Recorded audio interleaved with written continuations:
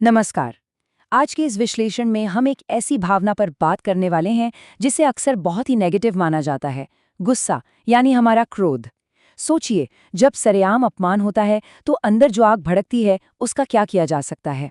क्या तुरंत पलटवार कर देना सही है या फिर उस नेगेटिव एनर्जी को अपनी सबसे बड़ी ताकत में बदला जा सकता है? चलिए, आज इस बात की गहराई में चलते हैं कि कैसे रोजमर्रा की इस सबसे उग्र भावना को अपनी तरक्की का ईंधन बनाया जा सकता है। बॉलीवुड की आइकॉनिक फिल्म घातक का वो मशहूर डायलॉग तो याद ही होगा, अपने गुस्से को पालना सीख काशी। सुनने में ये सिर्फ एक सिनेमाई डायलॉग लगता है ना? लेकिन असल में इसमें एक बहुत ही गहरी मनोवैज्ञानिक गुत्थी सुलझाई गई है। जब अचानक कोई बेइज्जती करे तो पहली प्रतिक्रिया क्या हो?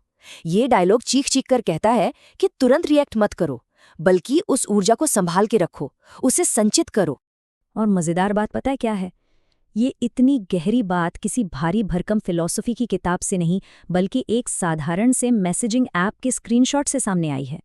मतलब हमारे आज के इस डिजिटल दौर में रोजमर्रा की बातचीत में भी कितना गहरा दार्शनिक ज्ञान छिपा हो सकता है। ज्ञान कहीं से भी मिल सकता है, बस नजरिया चाहिए। और इस एक छोटे से संदेश में तो सिनेमा, इतिहास और अध्यात्म सबका एकदम परफेक्ट मिक्स है। तो चलिए, सबसे पहले बात करते हैं क्रोध पर बॉलीवुड की सीख की। अब उस फिल्म के सीन की कल्पना करते हैं। सनी देओल का किरदार काशी एक ऐसी स्थिति में फंस जाता है जहां कात्या नाम का एक गुंडा उसके पिता का सरेआम सबके सामने अपमान कर रहा है। वो जो बेबसी का पल होता है ना, जहां इंसान बहुत कुछ करना चाहता है पर कर नहीं पाता, वो हम सब ने कभी ना कभी महसूस किया है। वो एकदम कच्चा, जला देने वाला गुस्सा। लेकिन जैसा काशी के पिता उसे समझाते हैं, उस गुस्से को वहीं उसी पल बर्बाद कर देने में कोई समझदारी नहीं है। असली जीत तो उसे एक बहुत बड़े मकसद के लिए बचाकर रखने में है। इतिहास से भी हमें यही सबक मिलता है। गांधी जी, अपने क्रोध को दिशा देना। सिर्फ फिल्मों में नहीं, असल जिंदगी में भी ऐसा ही हुआ है।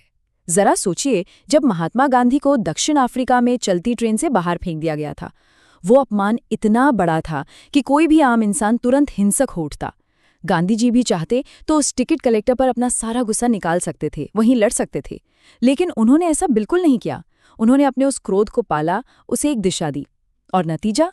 उस क्रोध ने एक ऐसी विशाल ऊर्जा का रूप ले लिया जिसने अंततः भारत को ब्रिटिश गुलामी से हमेशा के लिए आज़ाद करा दिया। आज इतिहास में उनका नाम सुनहरे अक्षरों में दर्ज है। ये इस बात का सबसे बड़ा सबूत है कि अगर क्रोध का सही इस्तेमाल किया जाए तो सच में चमत्कार हो सकता है। यही बात प्रकृति भी सिखाती है, कमल की तरह खिलना। कमल के फूल का जीवन चक्र देखिए, कितनी कमाल की चीज है।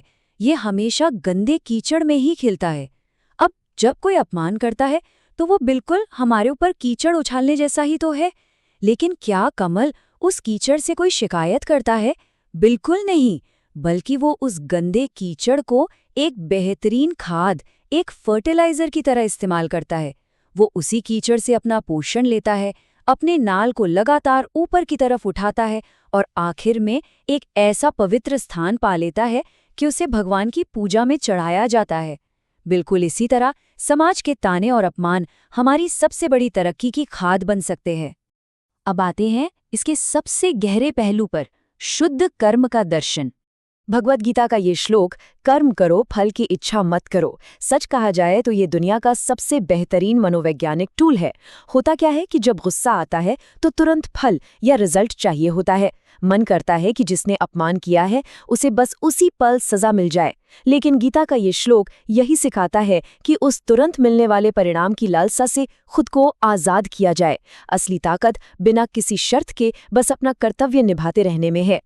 इसे ऐसे समझते हैं, एक तरफ है कर्म यानी एक्शन, जो पूरी तरह से इंसान के अपने हाथ में है, और दूसरी तरफ है फल यानी उसका परिणाम, जो पूरी तरह से एक उच्च शक्ति या ईश्वर के हाथ में है। तो फिर अपनी ऊर्जा उस चीज पर क्यों बर्बाद करना जो अपने कंट्रोल में है ही नहीं? किसी के अपमान का जवाब शब्दों से देना मतलब फल की चिंता करना। इसके बजाय अपने काम में और भी ज्यादा बेहतर हो जाना, वही तो असली कर्म है। तो इस पूरे विश्लेषण का सबसे अहम निचोड़ क्या है? निचोड़ ये है कि पूरा का पूरा फोकस शिफ्ट करना होगा। चाहे आसपास कितना भी कीचड़ क्यों ना फेंका जा रहा हो, कितनी भी नेगेटिविटी क्यों न हो, अंतिम इनाम या बदला लेने की भावना से ध्यान बिल्कुल हटा लेना है। फोकस सिर्फ और सिर्फ निरंतर उत्पादक काम करने पर होना चाहिए। अपने उस उबलते हुए क्रोध को, उस अपमान को अपने काम का, अपनी मेहनत का ईंधन बनाना है। और अब अंत में एक बहुत ही विचारोत्तेजक सवाल के साथ इस विश्लेषण को खत्म करते हैं। जब अगली बार किसी अपमान का सामना हो तो क्या प्रतिक्रिया होनी चाहिए? क्या उस कीमती ऊर्जा को तुरंत किसी बेमतलब की बहस में बर्बाद कर देना है, या फिर उसे सफलता की सबसे बेहतरीन खाद में बदल देना है? याद रखिए, चुनाव हमेशा इंसान के अपने हाथ में ही होता है। आज के इस विश्लेषण में साथ जुड़ने के लिए बहुत बहुत धन्यवाद। सीखते रहिए और अपने क्रोध को अपनी सबसे बड़ी ताकत बनाते रहिए।